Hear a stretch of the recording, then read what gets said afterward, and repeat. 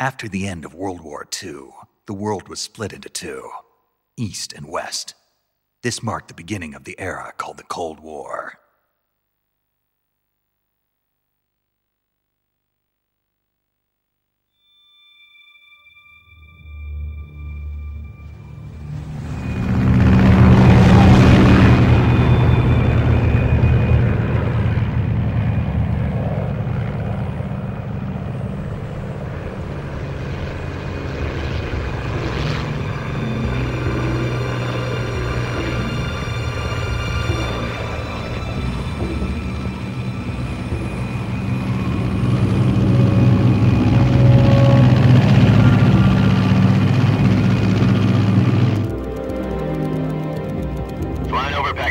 Altitude 30,000 feet. Approaching Soviet airspace. 20 minutes to drop off. Commencing internal depressurization. Equipment check. Arm main parachute. All right. You ready to go? Drop zone still showing a high pressure mass. Cav okay. Good. We've got high visibility.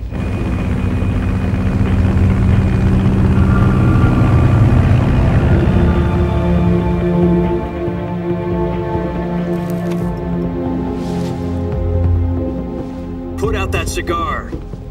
Connecting oxygen hose to interior connector. Put on your mask.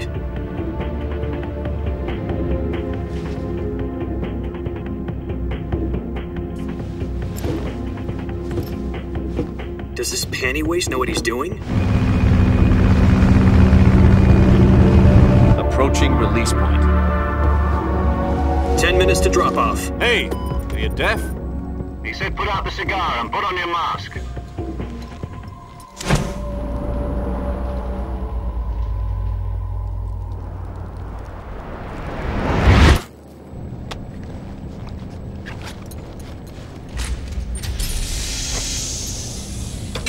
Depressurization complete.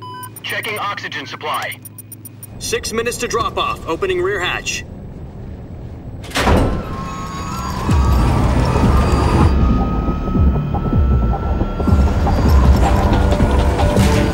Sunrise.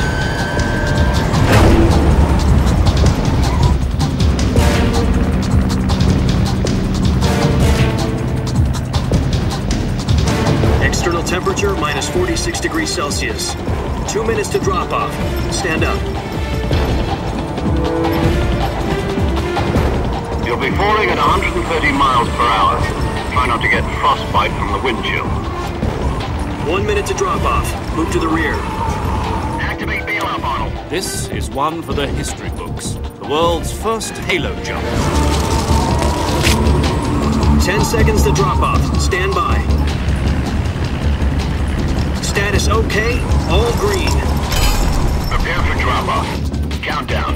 5, 4, 3, 2, 1. Spread your wings And fly. God be with you.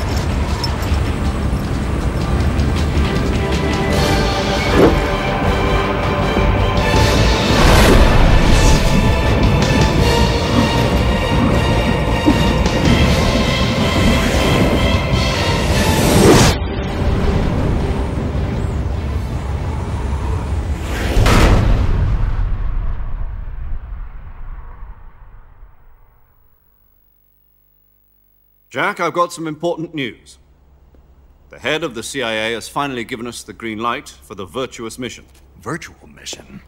No, the Virtuous mission. The future of our Fox unit depends on it. If it succeeds, we'll be officially organized into a unit. Virtuous mission? Sounds like some kind of initiation ritual. You know, don't get cocky. This isn't a training op. Right. So what exactly is this wonderful mission?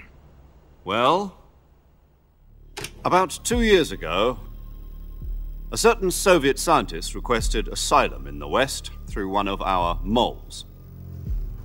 His name is Nikolai Stepanovich Sokolov. He's head of the OKB-754 Design Bureau, one of the Soviets' top-secret weapon research facilities, and the East's foremost expert on weapons development. Sokolov? Isn't he that famous rocket scientist? The very same. On April the 12th, 1961, the Soviets achieved the first manned spaceflight in history. The Earth was blue, but there was no God. Well spoken. The rocket that carried Yuri Gagarin into orbit was the A-1, known as the Vostok rocket. Sokolov is said to be the man most responsible for the multi-engine cluster used in that rocket.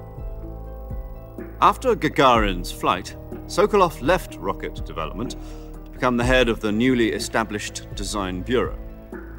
From a lowly technician to head of a design bureau, that's quite a success story, so why do you want to defect? It seems he'd become afraid of his own creations. Afraid? Call it a crisis of conscience. And for that, he left his country and his family behind and went over the fence? Not exactly. One of his conditions was that his family was also to be taken safely to the west. We used a mole to get the family out first and succeeded in sneaking Sokolov over the Berlin Wall shortly afterwards. I was the one who conducted the operation. The security on the eastern side was still full of holes back then. Then what? We got Sokolov over in one piece, but the whole ordeal had left him exhausted, and we checked him into a hospital in West Berlin. It took him 2 weeks and more than 600 miles to get from the research facility in the Soviet Union to Berlin. He was in no condition to say anything coherent. And it was only a week later that we had something much bigger on our hands. The Cuban Missile Crisis. October the 16th, 1962, President Kennedy received word that the Soviets were in the process of deploying intermediate-range ballistic missiles in Cuba. The President demanded that the Soviets dismantle and remove the missiles. At the same time, he announced a naval blockade to prevent further missile shipments from reaching Cuba. But the Soviets didn't back down, instead placing their armed forces on secondary alert. Soviet transport ships carrying missiles continued on course towards Cuba. US and Soviet forces went on alert for an all-out nuclear war. Frantic negotiations were conducted through the UN's Emergency Security Council and unofficial channels to end the hair-trigger standoff. Finally, on October the 28th, the Soviet Union agreed to remove its missiles from Cuba, and so the world avoided a nuclear holocaust. But in order to get the Soviets to pull their missiles out, we had to make a deal. You mean the one where the US agreed to remove its IRBMs from Turkey? No.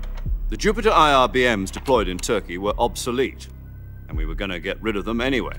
They had no strategic value whatsoever to either the US or the Russians. The Turkey deal was a ruse, a cover story that was fed to the other intelligence agencies around the world. So what did the Russians really want? Sokolov. They wanted us to return Sokolov. You mean the Soviets pulled out of Cuba just to get their hands on Sokolov? That's right. What the hell was he working on?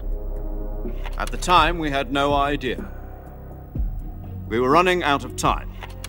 It was either give up Sokolov or risk full-scale nuclear war.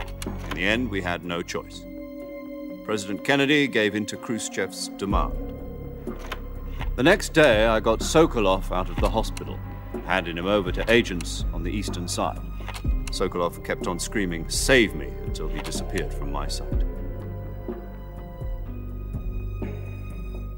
Then a month ago, we received some new information from one of our moles. About Sokolov? Yes. He was taken back to the research facility and forced to continue working on the weapon in question under KGB supervision. What's more, it's on the verge of completion. So what kind of weapon is it? Something to do with space rockets? No, missiles. Same technology. I guess you're right. We don't know the details, but it appears to be a new kind of nuclear device. For half a year now, the Soviets have been conducting frequent nuclear tests at Semipalatinsk. Something to do with the weapon, I assume. We're talking about a secret weapon so big that Khrushchev was ready to pull out of Cuba to get it back. Is Sokolov still in the facility? No. According to our intelligence, he's in Selinoyarsk, a place in the mountains about 3 miles to the west that's known as the Virgin Cliffs. The Virgin Cliffs. Nice name for a virtuous mission. They moved him there just recently. Why? Apparently, they're conducting a field test of the weapon, but it's our best chance to get him back. This mission would never have been possible if he was still in the research facility. This is our last chance. Sokolov must have known that too when he contacted us.